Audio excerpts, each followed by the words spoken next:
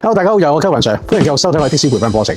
喺今堂我會直接教大家點樣開工去揾錢。嗱，首先如果你係接受唔到85折啊、折扣優惠呢種做法嘅話咧，你係唔需要睇呢堂嘢噶啦。點解我解釋翻俾你聽？因為大勢所趨，其實而家10台客有8台客都基本上要折扣噶啦。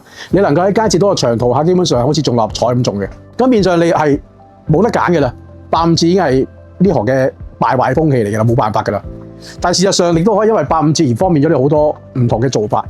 首先嗱，我今次就係講夜間先。早間嘅同事咧，我稍後會揾啲專業人士解釋俾你聽，因為我自己本身係做夜間，咁我會話翻夜間點做。嗱，首先我無論你喺對面海開工，或者九龍開工，或者新界開工都好，其實新界最有利啊。如果元朗屯門，譬如咧九龍開工嘅，首先你要明白你要避開好多地方，避開比較塞車嘅地方，九龍東啦、灣仔啊、中環啊一帶啦。銅鑼灣啊，呢全部塞車旺點啊，油尖旺啊，點避開呢？就係你唔好做街客啦，直接開 S 等 order，無論你喺邊區啊。如果你喺新界區，如果你喺屯門元朗，更加簡單啦，攞支我拿出翻嚟九龍算數，攞出翻嚟，然後再揾啲地方去沙田啊、荃灣啊、柴灣啊等等嘅地方啊。總之過海唔好去啲人多嘅地方。點解我解釋好簡單嘅道理你聽？就算當我而家我上支街客由觀塘去尖沙咀啊。而家係收工時間，觀塘去尖沙咀大概100蚊標啦，我當佢。如果塞埋車嘅話，其實可能唔止㗎，你可能有150蚊標嘅，因為太塞車，變咗你塞咗成個鐘頭先100零蚊標，跟住你仲要喺尖沙咀塞多好耐，唔知幾耐先攞翻支旗，唔知去邊度。嗱，其實我嚴重咁話聲俾大家聽，無論你做唔做節都好，你呢個做法，如果你淨係選擇開工時間走去做街客，你錯緊嘅，你一定輸硬嘅。因為你俾顧客控制咗你嘅地點，控制咗你地點之後，你就控制咗你嘅時間。你記住，尤其而家今時今日嘅的士咧，夜段係好似死城咁啊！我相信而家喺度做緊嘅同朋友都知道啦。咁變相我哋早段係爭分奪秒啊！我哋必須要喺早段盡量做多啲。所以我咁計，我會走去選擇去荃灣葵青荃啦、青衣啦，或者走去沙田啦。最好梗係可以去到東北或者西北，即係大埔啊、上水粉嶺啊，或者天水圍啊、屯門元朗啊。因為你5點到8點呢段時間，基本上實有 order 出翻嚟嘅，係啊，唔需要考慮嘅。就算當你冇咁多 backup 啊，咁你可以靠 Apps 噶嘛。咁其實基本上1個鐘內你一定走到嘅，好過你會喺九龍區我喺個尖沙咀度磨咗成個鐘頭啊。結果喺尖沙咀我試過嘅一次，真係做好心車個婆婆嗰陣時大概係6點3個字喺旺角上車。佢話要去尖沙咀落道，我結果喺條巷口度塞咗9個字，跟住個婆婆當然係落咗車好耐啦。我自己一個喺巷口度塞咗9個字，咁啊，其實同埋尖沙咀好多重要位置咧係塞車塞好恐怖嘅，旺角仲好過佢，尖沙咀真係唔可以掂嘅。所以你記住，你開工嘅時候，你首先要做嘅嘢唔係攞第一支客喺邊度攞，係坐定定等第一支旗，離開咗你最塞車嘅範圍。去啲冇咁塞車嘅地方喺嗰邊做，就算哪怕你去到沙田，我沙田做內運都會好過你喺九龍區做內運。嗱，呢一點非常重要啊！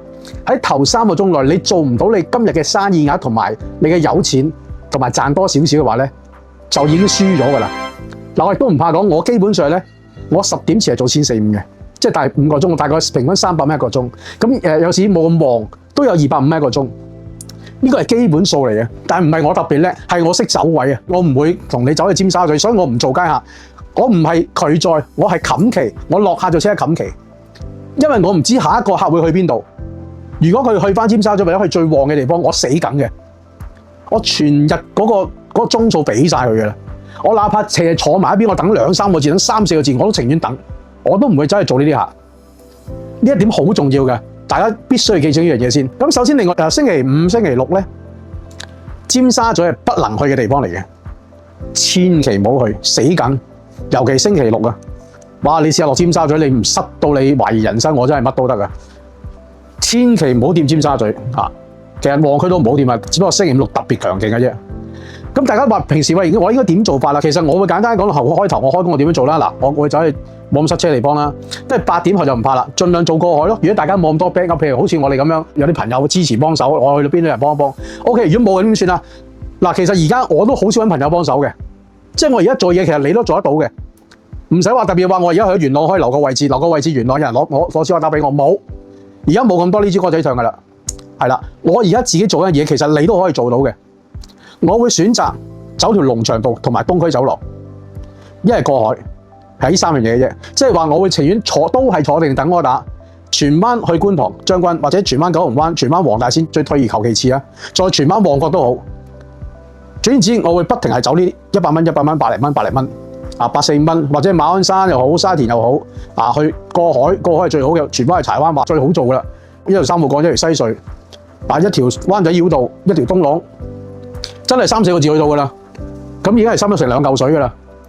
變相大家應該留意嘅目標就係，我要做嘅唔係去盡快上個客，我喺街揾到個客，佢車我去旺角，我就塞死晒。點解？嗱，譬如咁簡單，我當你唔塞車嘅時段啦，8點零鐘後啦。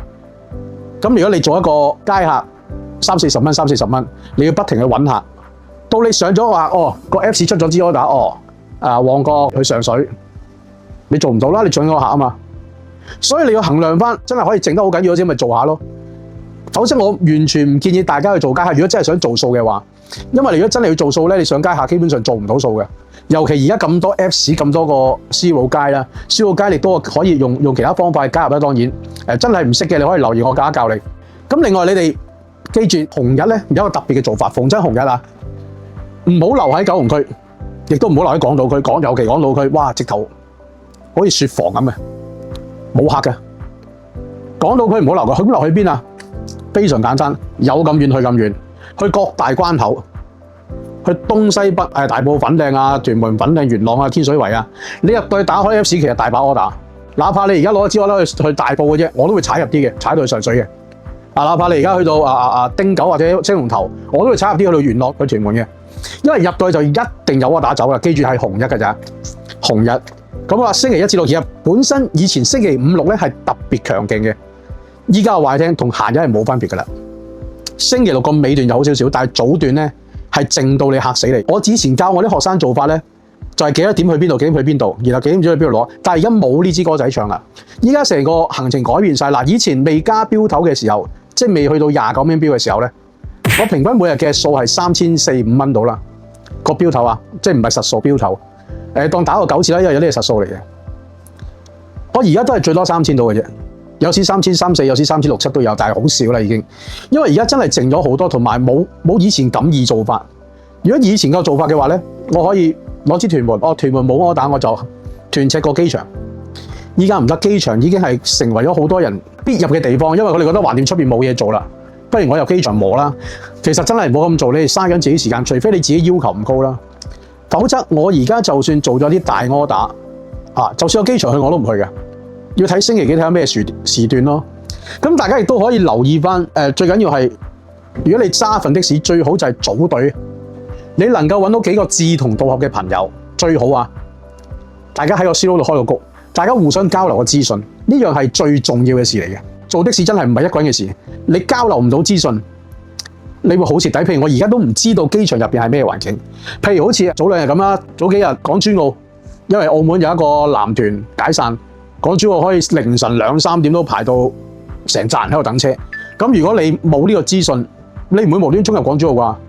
啱唔啱先？但係我哋收到呢個資訊，我真係會即刻飛入去，因為明明係金球，點解唔入去啊？入到去係任你揀啊！啲 Apps 尋晚彈晒出嚟，哇！呢個加錢，呢個加錢 ，Uber 成1.4咁樣，個個加錢。呢個係你開工必要嘅重點之一。其實你可以各大群組啊，的士群組咪大家傾下偈咯。你叫我點樣去識啲人，我真係教唔到你啊！我朋友點樣識，你自己去衡量啊。就算你同一個車行都可以加埋幾個，喂，大家一齊租車開個 group，喺 C-Road 度開個 group，大家交流資訊。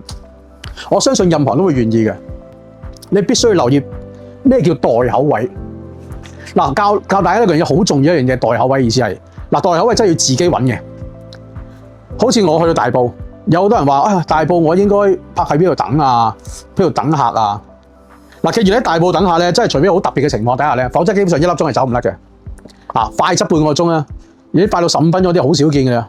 咁好啦，當大家斟酌緊我喺大埔中心好啊，定喺鐵樓梯好啊，定喺龍門架好啊，定喺富善村啊、富亨村啊，各人區咧，我話俾大家聽，我邊度我都唔會去。我淨係會去廣福村對出嗰個迴旋處嗰個欄杆位。點解咧？呢個就簡單啲講句叫代口位。我喺呢個位置，如果有柯打，我10分鐘能夠去嘅地方就係石門、第一城、馬鞍山、粉嶺、上水同埋大埔任何地方。我能夠10分鐘內去到，即係話我能夠接嘅 order 係包含咗咁多個區域。如果我而家我喺大埔中心，我只能夠接嘅 order 就係大埔，因為你冇辦法喺10分鐘內去咗咁多個地方。所以大家要清楚知道乜嘢叫代口位。好似荃灣，我會將個代口位擺喺華龍街對出嗰個公廁行轉彎出去嗰度咧，我又可以做葵青荃，又可以做翻石籬背梨木樹啊，甚至乎美孚啊，去到深井啊，各樣地方我都係10分鐘內。簡單啲講句，代口位嘅意思就係你能夠停多架車喺度，但係同時間亦都能夠去到唔同嘅地方，接唔同嘅 order。呢個係非常重要一個點，非常重要啊！譬如就算你去油尖旺都係，你需要揾一個地方，我點樣可以一轉彎就可以同時間去到幾個地方係10分鐘內到嘅？因為接 order基本上10分鐘係一定要到㗎啦。我覺得呢個位係最好嘅，冇話一定邊個位啊！我自己就中意某幾個位嘅，你都可以自己揀一個位嘅。你只要覺得呢個位我係能夠同時間概括咗幾個區域嘅話咧，係10分鐘內去到嘅話咧，呢個就係你自己心目中嘅代口位。揾到呢個代口位，你已經成功咗一半，因為我可以隨時接唔同區域嘅 order。咁樣我就算唔會坐死我，唔會話我淨係可以睇荃灣區，乜都唔可以睇啦，唔會啦。你可以睇到好多區域 order。嗱，呢一點非常重要嘅。但大埔會講廣福村啦，荃灣會講華龍街啦。咁譬如話你其他區域嘅，你可以自己考慮下啦。即係其實主要嘅地方，你都去沙田啊，我都會擺喺宜家家私啊，或者擺喺博康村嗰邊啊。即係好多區域你都要揾翻個自己覺得啱嘅代口位，當然一定要你熟路嚟計啊。屯門元朗天水圍點擺啊？我教埋大家可以擺貴貴紅，又係概括3個地方嘅，但係佢未必去到蝴蝶村嗰邊咯。所以你自己諗翻個代口位係邊個位。所以我哋而家開工幾點嘅就係避開繁忙時段塞車嘅地方，善用你嘅 Apps 去選擇你要去嘅地方，唔好俾啲客帶我哋去啲我哋唔可以去嘅地方。第3，善用代口位。第4，真係要善用每一個輸入同埋善用你嘅人脈，你一定要開個群組，自己輸入一個 group 度，大家互相交流資訊。嗱，以下咁多點係我話俾大家聽，最基本嘅資訊，同埋都係我目前點解我會一定有數呢啲冚唪唥都係我自己做緊嘅嘢，所以大家亦都可以參考下。當然有更多高手做嘢更加厲害，我唔理啦，我只係將我嘅經驗話俾大家聽。而我嘅經驗話俾你聽就係我每日都能夠 keep 住3000蚊以上。呢個就係我嘅經驗，而我做嘅嘢你都可以做到嘅，唔係因為我特別多後台。我而家做嘅嘢都係唔係話好似啲大佬咁喎。我而家屯門有一支 order 緊我，我喺個機場有支 order 緊我，完全唔係。首先大家分清楚，我而家做嘅嘢係你都可以做到嘅，只要大家細意去參考下諗下點樣做，你一定會揾到更多嘅錢。歡迎繼續收聽我哋 Kevin Sir，繼續 follow 我哋，拜拜。